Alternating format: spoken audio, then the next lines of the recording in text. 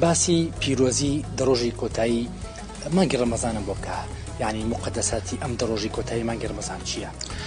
بسم الله والحمد لله والصلاة والسلام على رسول الله. سرتا بخير بن في غمر خواه صلى الله عليه وسلم كان يجتهد في العشر الأواخر ما لا يجتهد في غيره.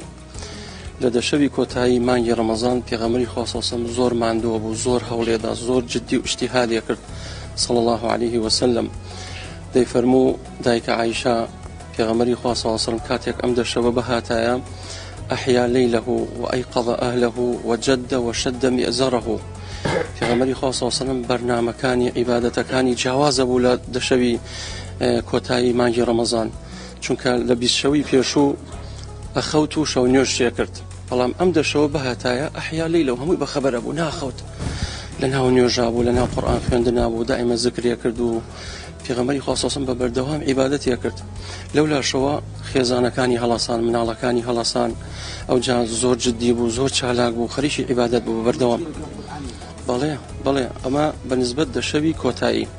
پیرۆزەکەی لەوەدایە شەوێکی تێدایە ئەم شەوە پێوتێ شەوی قەدر شەوی قەدر و حرمەت بۆ ناونرا شەوی قەدر چونکە لەم شەوەیە قورئاندا بەزەی سەر پێغەمبەری خوا صلی الله عليه وسلم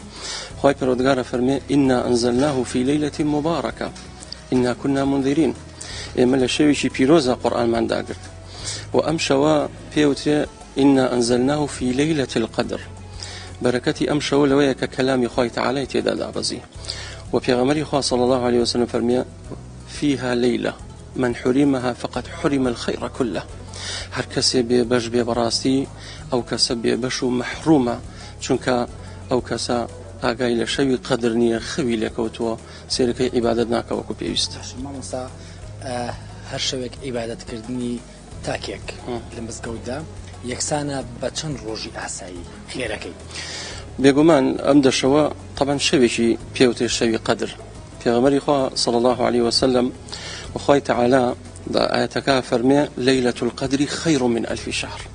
يعني أمتاني بيش إما أجر 83 سال و 4 مانگ لعبادة خوا پرستی ونايا إما خوای تعالى لبرانبر أو 83 سال يك شويشي بو ماندانوا أو شوي قدره كتو لمشة خود ماندوب كي عبادته نيرجو طاعته قرآن خندن ولا برانبر 83 سال و 4 مانگا كأمتاني بيش إما أو نصال ماندوبون أو جاء لقل أول شيء خوي تعالى فرمي أمشى خير ترى لو 83 سالة أمصال براورد با بار مسلمانان شون دبيني مزقوتا كان قربالغن بەڵێ بێگومان الحەمدوللا زۆر بەهرە زۆر مزگەوتەکانی شاری کەرکووک و مزگەوتەکانی کوردستانش الحەمدوللا قەرەباڵغیشی بەرچاوە بینین و مسلمانانیان زۆر ڕۆکەن لە مزگەوتەکانە بە تایبەت لە دەشەوی ئەخیر الحەمدوللا خەڵکی زۆر دێن و تاعەتەکەن و عیبادەتەکەن ئێستێشتا نوێژەکان دەستی پێ نەکردەوە خەریکە 2 سەرە پڕە بێتەوە ماشاءالله ئەگەر دەست پێ بکاوە ئینشاءالله هێواشش خەڵکی زۆرش دێ الحەمدوللا دەستەکانی خۆش مامۆستا زۆر سپاس دەکەم